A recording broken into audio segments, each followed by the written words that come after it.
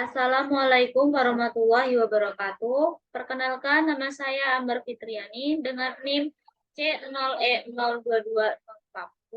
Di sini saya akan mempresentasikan mata kuliah perpajakan 1 yang berjudul Timbulnya Hutang Pajak, Penagihan Pajak, dan Hapusnya Hutang Pajak.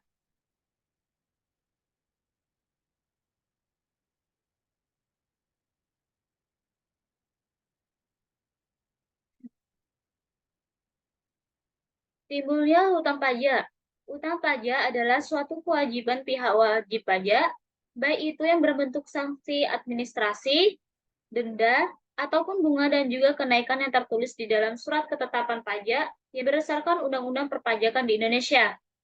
Para praktisi saat ingin menggunakan dua teori atau dua ajaran mengatur timbulnya hutang pajak, yaitu ada dua.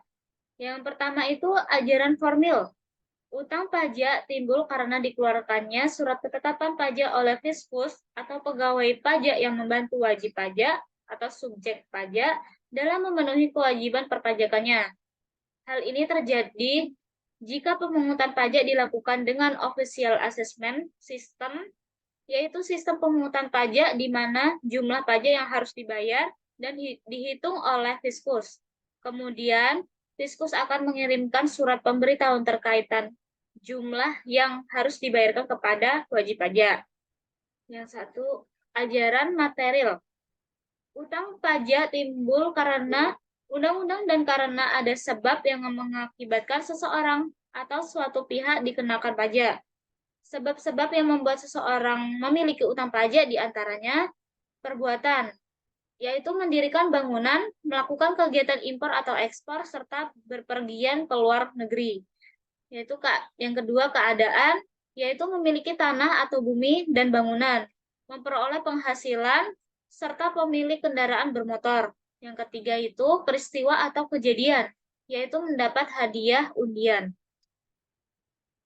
Selanjutnya penagihan pajak. Penagihan pajak yaitu serangkaian tindakan agar penanggung pajak melunasi utang pajak dan biaya penagihan pajak dengan menegur atau memperingatkan. Melaksanakan penagihan seketika sekaligus memberitahukan surat paksa, mengusulkan pencegahan, melaksanakan penyitaan, melaksanakan penyanderaan, menjual barang yang telah disita.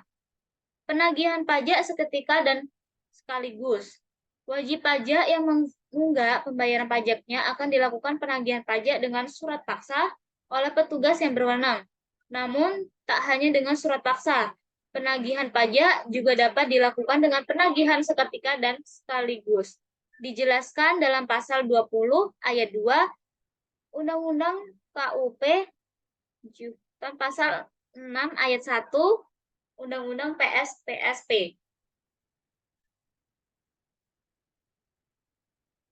Selanjutnya itu penagihan pajak, yaitu serangkaian tindakan agar penanggungan pajak melunasi utang wajib pajak dan biaya penagihan pajak, dan menegur atau memperingati.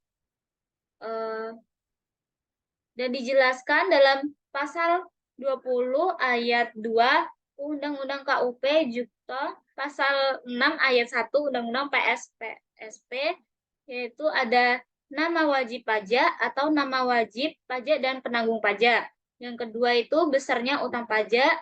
Yang ketiga perintah untuk membayar. Dan keempat yaitu saat pelunasan pajak.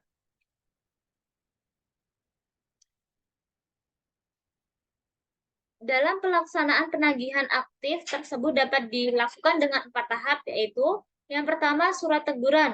Penyampaian surat teguran merupakan awal pelaksanaan tindakan penagihan oleh fiskus untuk memperingatkan wajib pajak yang tidak melunasi utang pajaknya sesuai dengan keputusan penetapan STP, SKPKB, SKPKBT sampai dengan saat jatuh tempo.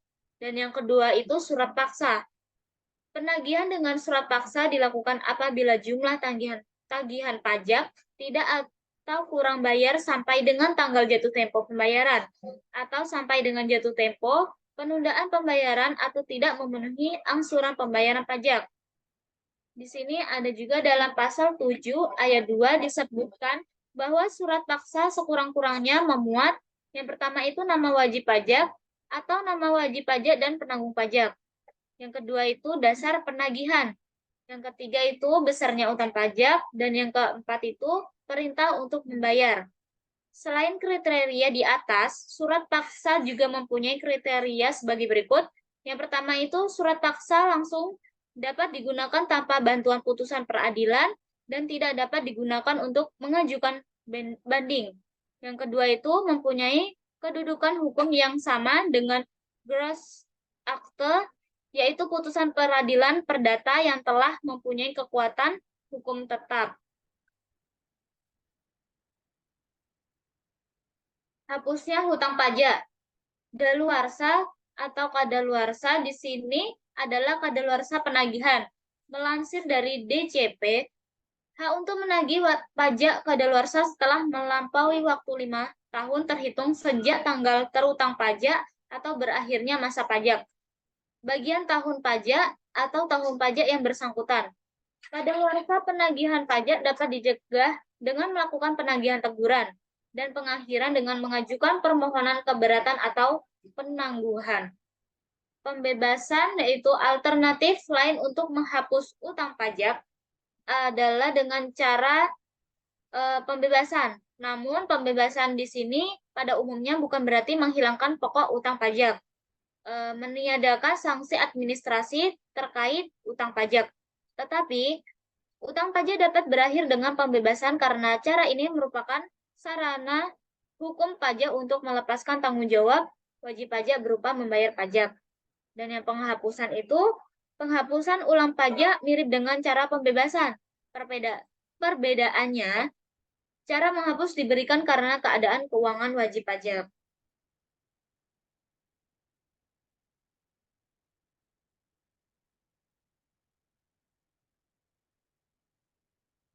Cukup sekian presentasi dari saya. Saya akhiri. Wassalamualaikum warahmatullahi wabarakatuh.